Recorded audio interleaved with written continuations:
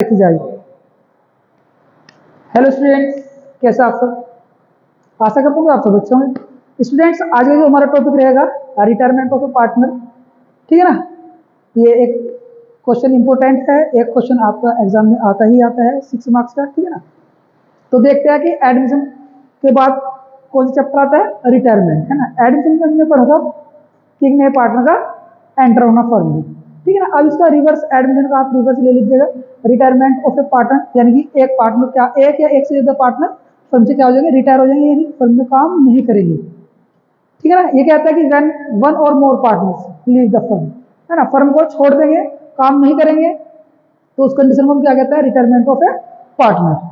ये retirement partner firm से क्यों लेता है? Due to some reason like old age. मेन तो आपका क्या होता है, ओल्ड एज होता है स्टूडेंट, क्या होता है, ओल्ड एज होता है, पुअर हेल्थ, स्वास्थ्य ठीक नहीं रहता, तो उस कंडीशन में क्या कर लेते हैं, पार्टनर फर्म से रिटायर हो जाते हैं, ठीक है ना। बस हो जाए। रिटायरमेंट ऑफ ए पार्टनर के टाइम पर क्या क्या बात होगी, ये कहता है विद द, कैसे कैसे रिटायरमेंट हो जाएगा, with the consent of all partner. जब सभी पार्टनर का क्या होगा, सहमति होगी, एग्री हो गए सब पार्टनर, तो पार्टनर फर्म से क्या हो जाएगा, रिटायर हो जाएगा। या फिर आपका as per the terms of agreement, जब आपने एग्रीमेंट किया था, पार्टनरशिप बनाई थी, तो उस वक्त आपने पहले ही बताया था कि भाई 2 साल काम करूंगा, 4 साल बाद के बाद रिटायर हो जाऊंगा, तो कंडीशन यहाँ पे क्या होगी, अप्लाई होगी।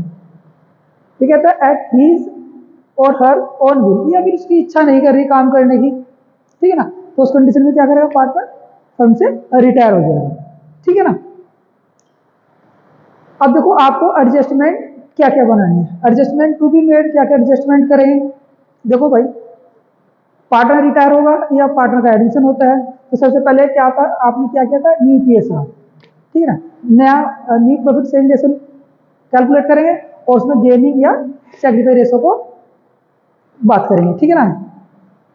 फिर दूसरा आपका एडजस्टमेंट होगा आपका गुडविल, क्या होगा, गुडविल का ट्रीटमेंट करेंगे एज, जैसे आपने एडमिशन में किया है, revaluation of assets and reassessment of liability करेंगे। जो भी अगर आपके पास हो सकता है, एक्यूमुलेटेड प्रॉफिट हो, रिजर्व हो, है ना, उसको क्या करेंगे, डिस्ट्रीब्यूट कर देंगे ओल्ड पार्टनर में, इन ओल्ड रेशो में, ठीक है ना। Settlement of returning partner dues, यानी कि जब हम उसका हिसाब करेंगे, जब हम उसका क्या करेंगे, हिसाब करेंगे, तो उस कंडीशन में क्या होगा, जो उसका पैसा बैठा है उसको क्या कर देंगे, पे कर देंगे।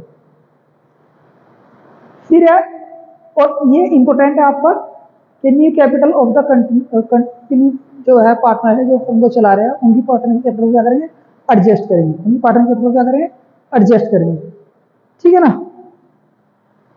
और उसके बाद जैसे कि आप देख सकते हो भाई,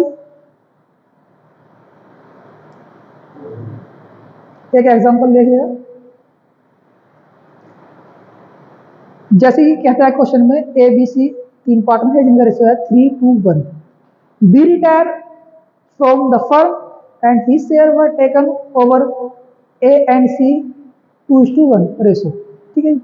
और ये कहता है कि total goodwill of the firm value कितने हैं, 18,000। तो सबसे पहले आपको क्या करना है, जाने वाले पार्टनर की गुडविल को दे देंगे, ठीक है ना, और गेनिंग सैक्रिफाइस पार्टनर क्या करेंगे, उसको डिस्ट्रीब्यूट कर देंगे। सबसे पहले आपको नया रेशो कैलकुलेट करना है, क्या करना है, नया रेशो कैलकुलेट करना है। 18,000 पूरी फर्म की गुडविल है, तो उसकी हिस्से की कैलकुलेट करेंगे, तो आप